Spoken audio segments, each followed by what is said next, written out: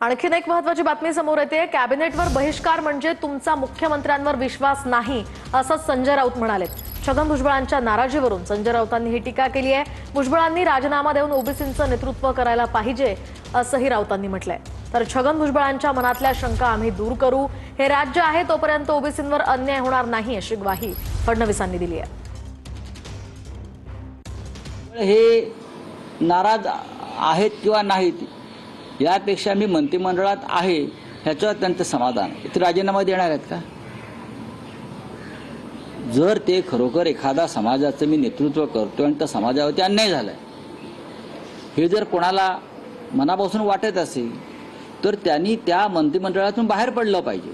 ओबीसीवरती अन्याय झाला असं आपण म्हणताय आणि कॅबिनेटवरती बहिष्कार टाकताय म्हणजे तुम्हाला कॅबिनेटवर तुमचा विश्वास नाही किंवा मुख्यमंत्र्यावरती विश्वास नाही। तुम्ही त्या संदर्भात विचार करून आपल्या पदाचा राजीनामा देऊन तुम्ही आपल्या समाजात पुन्हा जायला पाहिजे नेतृत्व करण्यासाठी। अनेक ओबीसी संघटनांनी याचं स्वागत केलेलं आहे। अनेकांनी त्यातलं आता आमच्या मनामध्ये शंकाने असंही सांगितलंय।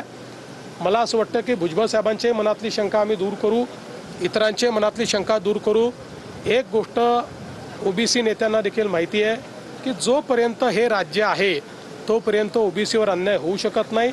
जोपर्यंत हे राज्य आहे तोपर्यंत एका समाजाचं काढून दुसऱ्याला देण्याचा विचार होऊ शकत नाही। आम्ही मराठ्यांचं मराठ्यांना देणार, ओबीसींचं ओबीसींना देणार आणि ज्यांना खरा अधिकार आहे त्यांना ते देणार। कोणाचं काढून कोणाला देणार नाही। दोन समाजाला एकमेकासमोर कधीच आणणार नाही।